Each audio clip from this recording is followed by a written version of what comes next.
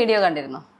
ഈ വീഡിയോ കാണുന്ന സമയത്ത് നമുക്ക് മനസ്സിലേക്ക് പെട്ടെന്ന് വരുന്ന ഒരു ട്രോൾ എന്ന് പറയുന്നത്, അല്ലെങ്കിൽ നമ്മളോട് തമ്പ് ഇടാൻ വേണ്ടി നമ്മൾ പ്ലാൻ ചെയ്ത് വെച്ചിരുന്നത്, ടൂ വീലർ ഓടിക്കുമ്പോൾ പോലും സേഫ്റ്റി യൂസ് ചെയ്യാതെ രാഹുൽ മാങ്കൂട്ടത്തിൽ ആ ഒരു രീതിയിലാണ്.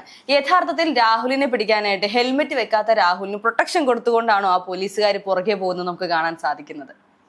ഇതിൽ അയാള് ഹെൽമെറ്റ് വെച്ചു എന്നുള്ളതിനേക്കാളും ഇയാളുടെ തൊലിക്കട്ടി സമ്മതിക്കണം. അതെ, തീർച്ചയായും. അറ്റ്ലീസ്റ്റ് 15 ദിവസം ഒളിവിൽ കിടന്ന് എവിടെയോ പോയി ഒളിച്ച് പട്ടിണി കിടന്ന മനുഷ്യൻ തിരിച്ചു വന്നിട്ട് ഇത്രയും ആൾക്കാരുടെ മുന്നിൽ ഈ ഷോ കാണിക്കാൻ ഇയാൾ കാണിക്കുന്ന മനസ്സുണ്ടല്ലോ. ഇതിന്റെ പകുതി മറ്റേ ഓവർ കോൺഫിഡൻസും ഇച്ചിരി തൊലിക്കട്ടിയൊക്കെ ഉണ്ടായിരുന്നെങ്കിൽ നമ്മൾ എവിടെയെങ്കിലും എത്തിപ്പോയെന്ന് ചിന്തിക്കാറുണ്ട്. പക്ഷേ രാഹുലിന്റെ തൊലിക്കട്ടി എന്ന് പറയുമ്പോൾ നമ്മൾ ചിന്തിക്കണം, അതിനപ്പുറത്തേക്ക് ഈ മാധ്യമങ്ങൾ ഇതിനു വേണ്ടിട്ട് പുറകെ നടക്കുന്നുണ്ടല്ലോ, അല്ലെങ്കിൽ പോലീസുകാർ ഇതിനു വേണ്ടി പുറകെ നടക്കുന്നുണ്ടല്ലോ. ഇപ്പോഴും എന്തിനാണ് ഈ പോലീസുകാർ ഇങ്ങനെ പുറകെ ഇവരുടെ ഈ പറയുന്ന പോലെ എസ്കോർട്ട് കൊടുത്തുകൊണ്ട് പോകുന്നത് എന്നുള്ളത് എനിക്ക് മനസ്സിലാവുന്നില്ല എന്നുള്ളതാണ്.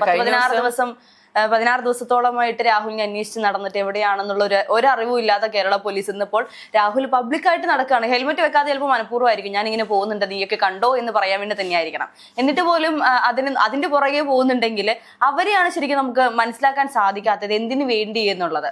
പോലീസ് ഇയാളെ പിടിക്കാത്തതിൽ കൃത്യമായ അജണ്ട ഉണ്ടെന്ന് നമുക്കറിയാം. അതിനേക്കാളും ഈ മാധ്യമങ്ങൾ ഇതിന്റെ പുറകെ പോകുന്നതിനെ പറ്റിയാണ്. കഴിഞ്ഞ ദിവസം നമ്മൾ കെവിനുമായിട്ട് സംസാരിക്കുന്നുണ്ടായിരുന്നു.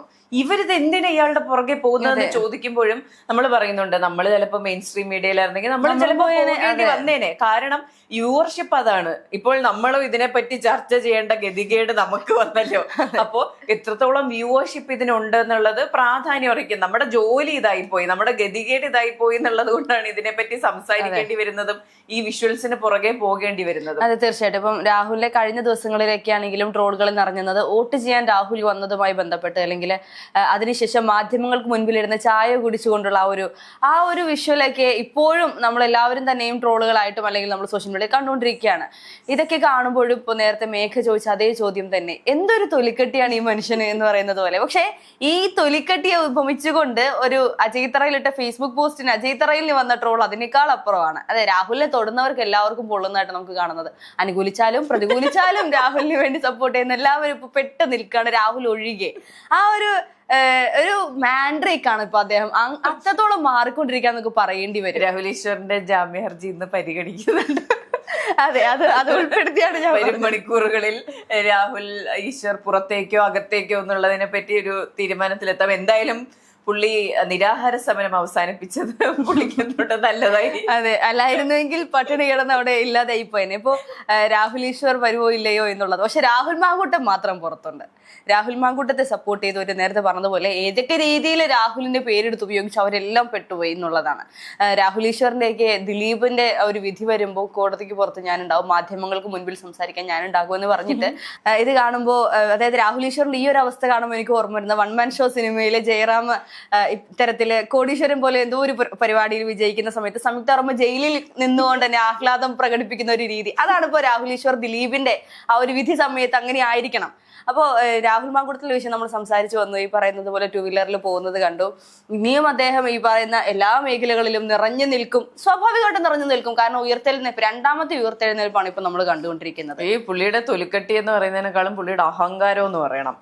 മീഡിയക്കാർ വന്നിട്ട് രാഹുൽ എങ്ങോട്ടാണെന്ന് ചോദിക്കുമ്പോ ചേസ് ചെയ്യൂ എന്നാണ് പറയുന്നത്. ഇയാൾ ആരാ, രാജാവോ? അയാളെ രാജാവാക്കിയത് മാധ്യമങ്ങൾ തന്നെയല്ലേ. കാരണം ഈ രാഹുൽ മാങ്കൂട്ടത്തിന്റെ ആരോപണം വന്നപ്പോൾ, പരാതി വന്നപ്പോൾ അയാളെ വെള്ള പൂശാൻ, അയാളെ ന്യായീകരിക്കാൻ ഒരു പറ്റം ആൾക്കാർ ശ്രമിച്ചിരുന്നു. അതിന്റെ ഭാഗമായി പക്ഷെ ഇപ്പോഴും ഇപ്പൊ ആരൊക്കെ വെള്ളപൂശാൻ ശ്രമിച്ചാലും ഇല്ലെങ്കിലും തന്നെ ഒരുപാട് ആൾക്കാർ ഇപ്പോഴും അയാൾക്ക് സപ്പോർട്ടിനുണ്ട് എന്നുള്ളതാണ്. അത് ഈ മെയിൽ ഓറിയന്റഡ് സൊസൈറ്റിയുടെ ഒരു ശാപം എന്നേ പറയാൻ കഴിയുള്ളൂ. ഇപ്പോഴും അതിജീവിതയെ ആക്ഷേപിക്കുന്ന, രാഹുൽ ഒന്നും ചെയ്തിട്ടില്ല, തെറ്റ് ചെയ്തിട്ടില്ല എന്ന് പറയുന്ന ഒരു കൂട്ടം ആൾക്കാർ. പക്ഷെ അതിനപ്പുറത്തേക്ക് ഇപ്പോഴും പൊതുജനങ്ങൾ ആ ഒരു വിശ്വാസത്തിലിരിക്കുന്നവരുണ്ട്. അതായത് ഉമ്മൻചാണ്ടിക്ക് എതിരെ വന്നതുപോലെയുള്ള പീഡന കേസ് തന്നെയാണോ രാഹുലിനെതിരെ വന്നത് എന്നറിയാതെ, സത്യം ഏതാണ് മിഥ്യ ഏതാണെന്ന് തിരിച്ചറിയാൻ സാധിക്കാതെ എന്നും രാഹുലിനെ വിശ്വസിച്ചു പോകുന്ന ഒരു കൂട്ടം കോൺഗ്രസിന് ഇഷ്ടപ്പെടുന്ന പൊതുജനങ്ങൾ, പ്രത്യേകിച്ച് പാലക്കാട് നമ്മൾ ഇപ്പോഴും ചെന്ന് ചോദിച്ചാൽ, പാലക്കാട് മാത്രമല്ല, ഇപ്പൊ നമ്മളിവിടെ എറണാകുളത്താണ്, എറണാകുളത്ത് പൊതുജനങ്ങളോട് ഇറങ്ങിയിട്ട് രാഹുൽ ഇപ്പോഴും ഇങ്ങനെ പുറത്ത് നടക്കുന്നതിനോട് എന്താണ് അഭിപ്രായം എന്ന് വെച്ചാൽ അവർ പറയും തെറ്റ് ചെയ്തിട്ടുണ്ടെങ്കിൽ മാത്രം ശിക്ഷിക്കപ്പെട്ടാൽ മതിയല്ലോ, അയാൾ തെറ്റ് ചെയ്തിട്ടില്ല. ആ പെങ്കൊച്ചു പോയത് കൊണ്ടല്ലേ എന്ന് ചോദിക്കുന്ന ഒരു കൂട്ടം ആളുകൾ. അത് ഈ രാഹുൽ ഈശ്വറൊക്കെ പറയുന്നത് പോലെ, അല്ലെങ്കിൽ പറയുന്ന പുരുഷന്മാർക്ക് വേണ്ടിയിട്ടുള്ള ഒരു കമ്മീഷൻ, പുരുഷ കമ്മീഷൻ, അതൊന്നും അല്ലെങ്കിൽ പോലും ജനങ്ങൾ അങ്ങനെ വിശ്വസിക്കുന്നുണ്ട് എന്നുള്ളതാണ്. പിന്നെ ഈ ഒരു രാഹുലിന്റെ ഈ ഒരു ഉയർത്തെഴുന്നേൽപ്പ് പക്ഷേ ഇനി നിയമസഭയിൽ എത്രത്തോളം എഫക്റ്റ് ആവും, അല്ലെങ്കിൽ അതൊക്കെ നമ്മൾ കോൺഗ്രസിനെ തിരിച്ചയാളെ എടുക്കുമെന്നുള്ളതാണ്. ചിലപ്പോൾ എടുക്കുമായിരിക്കും. നമ്മള് മുമ്പ് എപ്പോഴും ഒരു ചർച്ചയിൽ പറഞ്ഞിട്ടുണ്ട്, ഒരു ഘട്ടത്തിൽ പാലക്കാട് രാഹുൽ നിന്നാൽ മാത്രമേ വിജയിക്കുള്ളൂ എന്നുള്ളൊരു അങ്ങനെ ഒരു ഘട്ടമൊക്കെ വന്നാൽ ചിലപ്പോൾ ഈ ഷാഫി പറമ്പിലും അതുപോലെ തന്നെ മറ്റു മുതിർന്ന നേതാക്കളും തന്നെ വീണ്ടും ഇയാളെ നോമിനേറ്റ് ചെയ്ത് വീണ്ടും വരാൻ സാധ്യതയുണ്ട്. ഇല്ലെങ്കിൽ മറ്റേ പാർട്ടി വിട്ട് രക്ഷപ്പെട്ട നേതാക്കളെ പോലെ ഒറ്റയ്ക്ക് നിന്ന് പോരാടുമായിരിക്കും. പക്ഷേ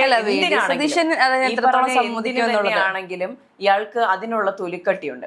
ഇത്രയും ആരോപണങ്ങൾ വന്ന് ഒളിച്ച് ജീവിച്ചിട്ട് തിരിച്ച് വന്ന് ഇത്രയും ഹീറോയിസം കാണിക്കാനുള്ള ചർമ്മബലം അയാൾക്കുണ്ടെങ്കിൽ അയാൾക്ക് എന്തിനുമുള്ള ധൈര്യമുണ്ട് എന്നുള്ളതാണ്. അതെ, കൊലപാതക ശ്രമമോ അല്ലെങ്കിൽ അത്തരത്തിലുള്ള കേസുകളോ എന്നതിനേക്കാൾ ഉപരി ഒരു സ്ത്രീ വിഷയം വന്നിട്ടും ഇന്നും അതിനെ ന്യായീകരിച്ചുകൊണ്ട് അല്ലെങ്കിൽ നിയമപരമായി മുന്നോട്ട് പോകട്ടെ എന്നല്ലാതെ മറ്റൊന്നും പറയുന്നില്ല എന്നുള്ളതാണ് ഹൈലൈറ്റ്. എന്നിട്ട് പോലും ഇപ്പോൾ സാധാരണക്കാരോട് ചിരിച്ചു കളിച്ച് സംസാരിച്ച് അമ്പലത്തിൽ പോയി തൊഴുത് ആ ഒരു രീതി നമ്മളെപ്പോലുള്ളവർക്കൊന്നും ചിന്തിക്കാൻ പോലും സാധിക്കില്ല. നമ്മളെപ്പോലെ എന്നല്ല, രാഷ്ട്രീയത്തിൽ ഇറങ്ങുമ്പോൾ ഇത്തരത്തിലുള്ള കേസുകൾ വരുമെങ്കിൽ പോലും ഇത്രയും വിഷയമുണ്ടായിട്ട് അല്ലെങ്കിൽ ഇത്രയും കേസുകൾ ഉണ്ടായിട്ടും ഇത്രയും നാണം കെട്ടിയിട്ടും മാധ്യമങ്ങൾ ചർച്ച ചെയ്തിട്ടും ജാമ്യം കിട്ടുമോ ഇല്ലയോ എന്നറിയാതെ 10-16 ദിവസം ഒളിവിൽ പോയിട്ടും തിരിച്ച് വീണ്ടും വന്ന് അതിൻ്റെതായിട്ടുള്ള യാതൊരു ഉളുപ്പും ഇല്ലാതെ പോകുന്നെങ്കിൽ അതെ, എന്തെങ്കിലും രാവിലെ കാണുമ്പോൾ ചോദിക്കണം എവിടെയായിരുന്നു 15 ദിവസം. അതെ, തീർച്ചയായിട്ടും.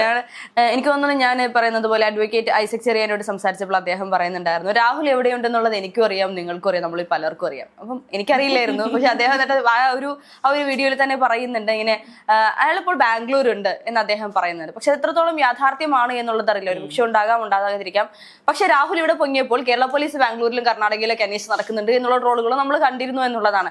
യഥാർത്ഥത്തിൽ രാഹുൽ കേരളം വിട്ട് പുറത്തു പോയോ എന്നുള്ളത് തന്നെ വലിയ സംശയമാണ്. എന്തുതന്നെയാണെങ്കിൽ അദ്ദേഹത്തിന്റെ ആ ഒരു ഇത്തരത്തിൽ ഒരുപാട് കേസുകൾ ഇനിയും വരുമെങ്കിൽ അദ്ദേഹം ഉറപ്പായിട്ടും സ്വന്തം വീടിന്റെ താഴെ ഒരു ബങ്കർ ഉണ്ടാക്കി അവിടെ തന്നെ ഒളിക്കാനുള്ള പരിപാടികൾ സെറ്റപ്പ് ചെയ്യേണ്ടിയിരിക്കുന്നു. തീർച്ചയായിട്ടും.